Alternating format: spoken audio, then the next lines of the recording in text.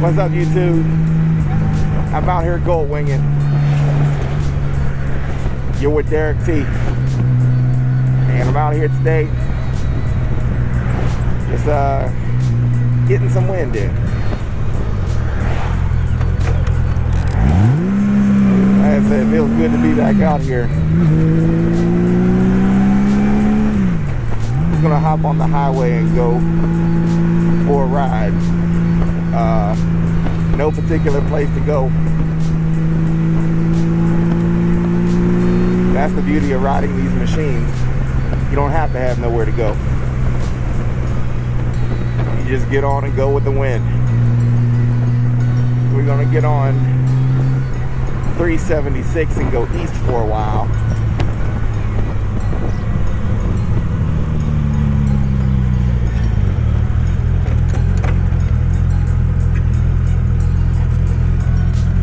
And see which way the eastern wind blows us.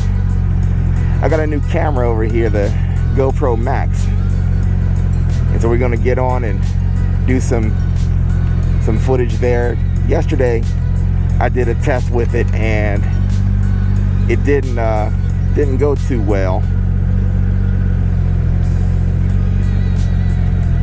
I got home and realized I didn't have the footage, or at least it didn't save to my computer properly. And then I couldn't recover it. So out here trying to make sense out of that before I do something major. It's a major footage and lose it.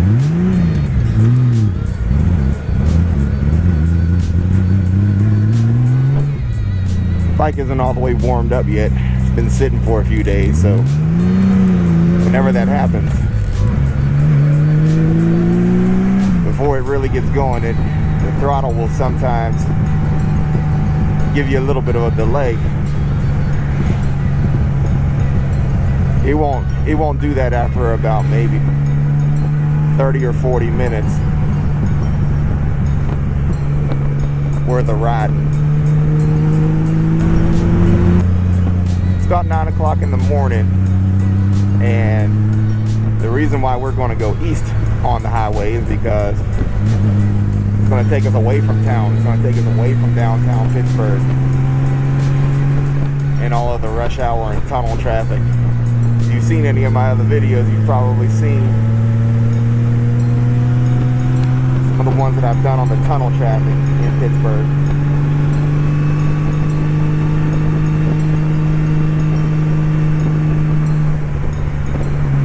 We're just going to get on past that, or at least we're going to go away from it anyway.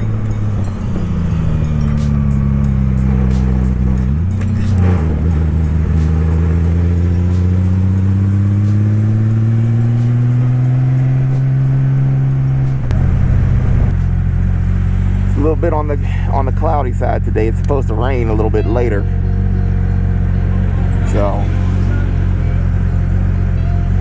we're going to get a little bit of sunny miles in now, and we'll see what happens after that.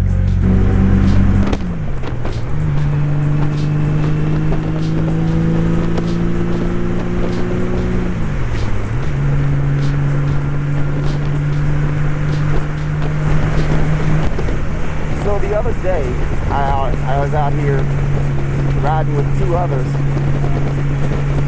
and it was we were out here, we were going somewhere, this same route, going east of the city, away from the city, and I couldn't figure for the life of me why I was feeling a wobble of sorts. I didn't know if it was my tire pressure, so I pulled over and got where we were going. I checked my tire pressure, and that wasn't it, and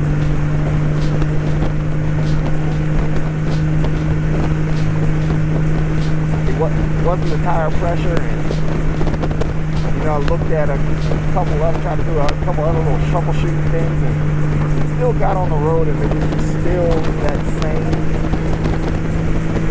It felt like a lack of instability. Now I know I have a fork brace on the front on my front wheel.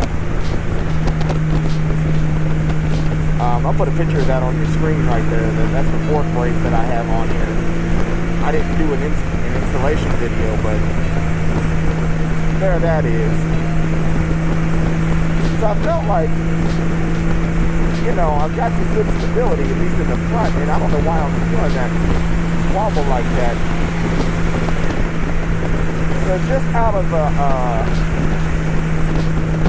I don't know, just a pure, I can't even call it an educated guess. I said, just on a whim, I'm going to inflate the rear suspension, which when I looked at it was down to about maybe 15 or 20 psi.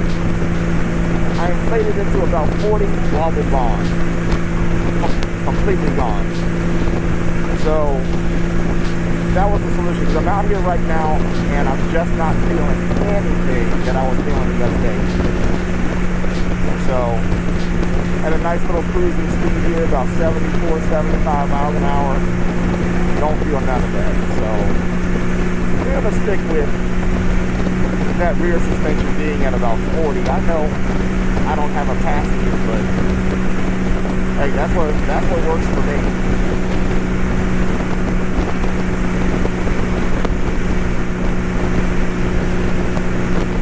We're gonna stick along with that and see how everything plays out.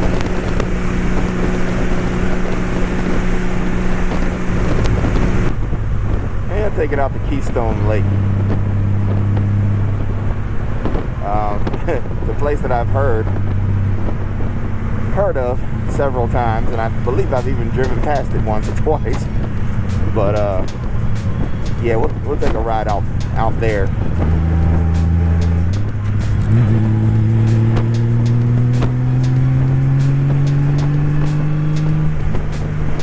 Unfortunately, to get there, we got to be on this stretch of road, which is Route 22. Not exactly a highway. Might catch the occasional traffic light.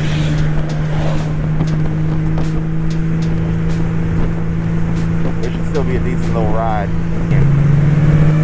So here's my response to a video that I saw a couple days ago. I watched Chris Caliente and a couple others.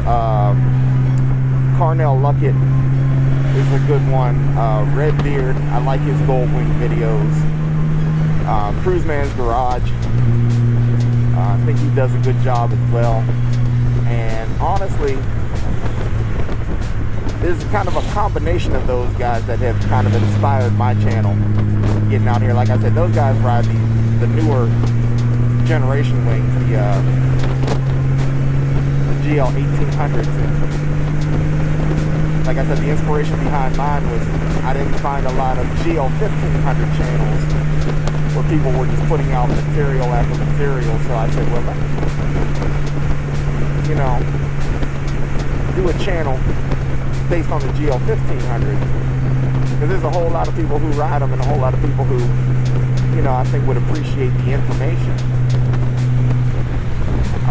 So that's why I started my channel. But I was watching Caliente recently, and let me say while we're doing this, that I admire Chris Caliente. I'm a fan, and I respect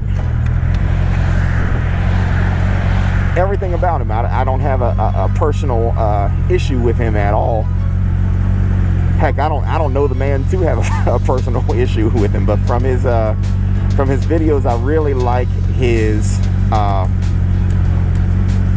videos and the information that he puts out, out on the Goldwing. And he's a really enthusiastic person when it comes to these Goldwings. And who wouldn't be? If you have one, you know why.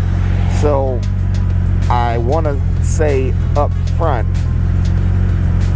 and particularly for those of you who are Caliente fans, or I don't know why he bothered visiting little old me on my channel, but Chris, if you happen to see this, I'm in your Facebook group. I'm a fan. But he put out a video the other day and said, why would you buy a bike like a Goldwing and not tour on it? And I thought I'd just do a little bit of a response to that. Not everybody, and honestly, I don't tour the way that I want to. Working on doing a little bit more. I had a chance to, I've gone across state lines a couple of times and I've had a ball doing it. But unfortunately, for some people who, you know, you've got commitments at home. You know, like if you've got young children or something like that, you might not always have the time to get out there the way that you want to, or as frequently as you want to. But even still, why would I not buy a Goldwing, even for traveling as little as I do? This bike has seen the Ohio state line, the West Virginia state line, but some people, they may not necessarily have that kind of time to put out there. And then others, you know, some people are able to work remotely and make money that way, and that's great because that gives you the freedom to really explore. And I'm working towards that. That's a goal of mine, to get to a point where my remote income is enough to sustain me to where I'm not pinned down to a home base, so to speak.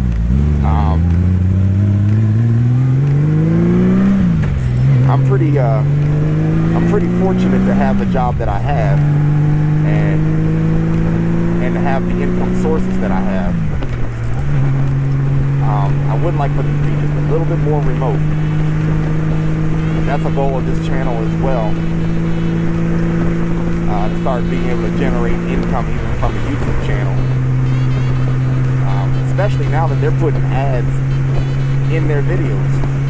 They're putting ads in people's channels in videos who aren't monetized. So you might have seen an ad before this video, and I didn't get paid for that. So I need to get my channel to where I can get paid.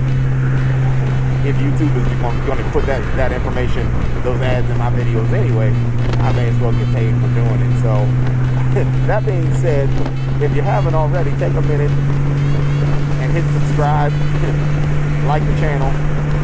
It goes a long way for people like me. But Chris, I'm hoping one day to catch up with you. If you're out there listening, or somebody's watching this video and it takes it back to him, man, I'm hoping to catch up with you one day and do a ride with you. I'd love to do that. Like I said, I've got nothing but respect and admire your work. And as a matter of fact, your work has in part been the inspiration for my channel. But it's not that people don't want to tour at all. People have to find and make time to do that. And sometimes what you need to do outweighs what you want to do.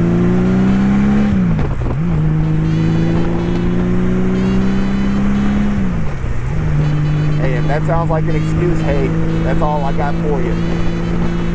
But that's my response.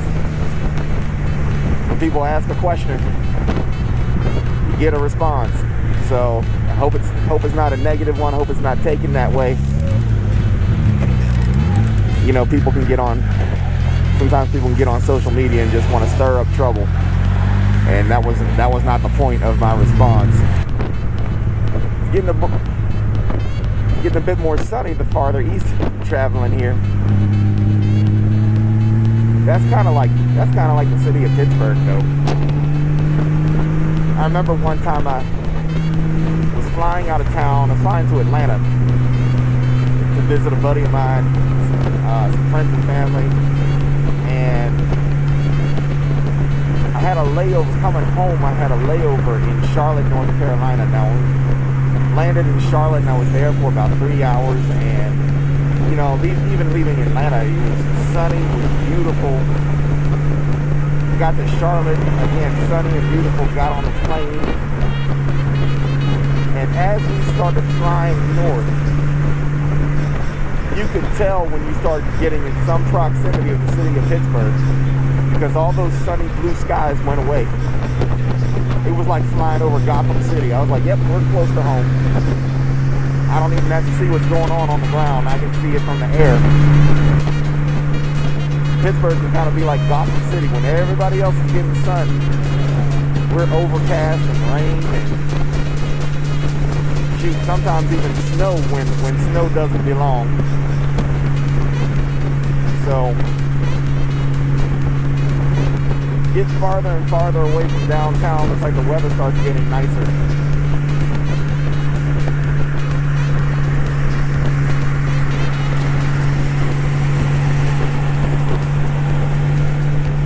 This is a nice little cruise though. Like I said, it feels much better with that air shock inflated just a little bit.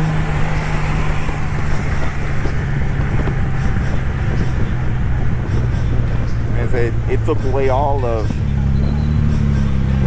that discomfort that I was feeling.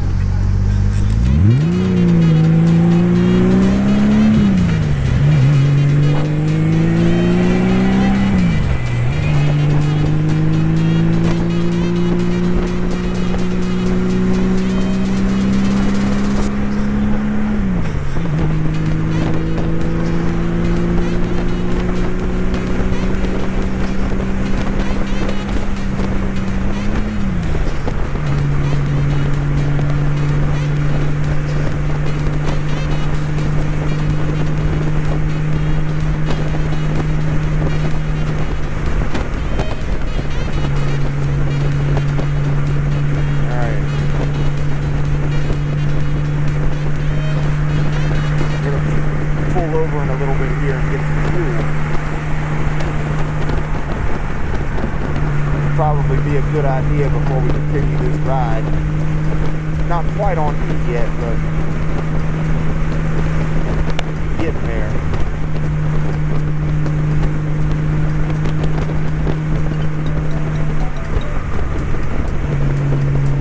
I don't know why people randomly brake like that.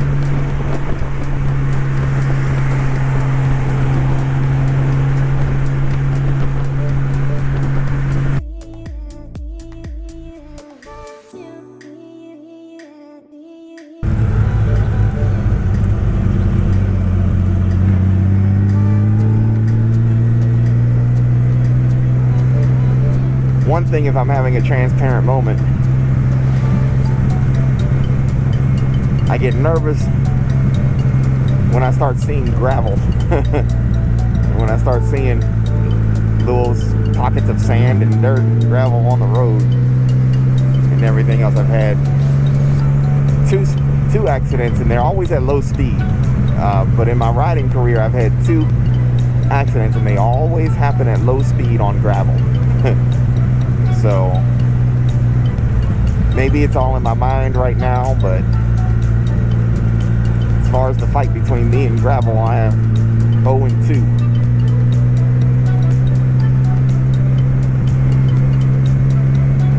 So I'm just going to take my time through here a little bit.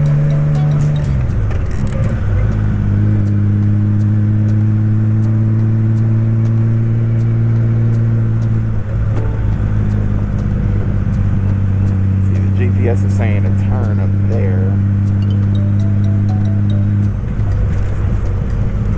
Let's see here. We got family cabins, an amphitheater, a visitor center.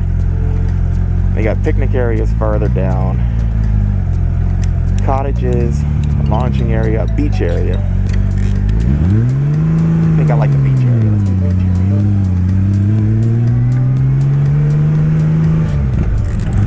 I like beaches. Okay, so the road's closed right there.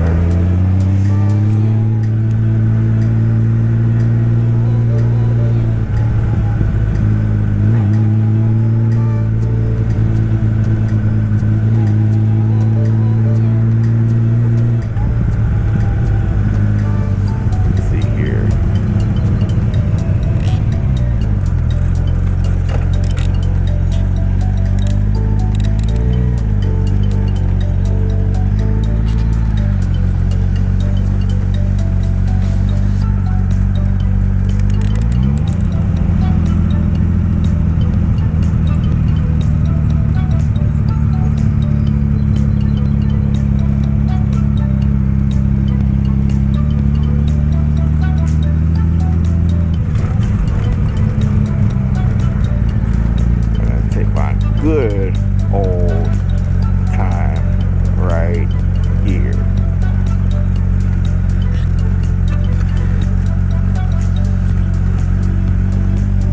And just walk it on in. Alright. I said 0 for 2, make that 1 for 3. Alright. Alright, YouTube. I'm back with you. Coming back home from Keystone Park. And I'm doing this clip from the iPhone because GoPros notoriously don't have a good battery life. And I was also on the highway, so I knew I wasn't going to get very good audio coming down the highway, so I waited until I kind of got to a stop. But that was the ride, and we'll see how all this audio comes together. You all be safe out there. I'll talk to y'all later.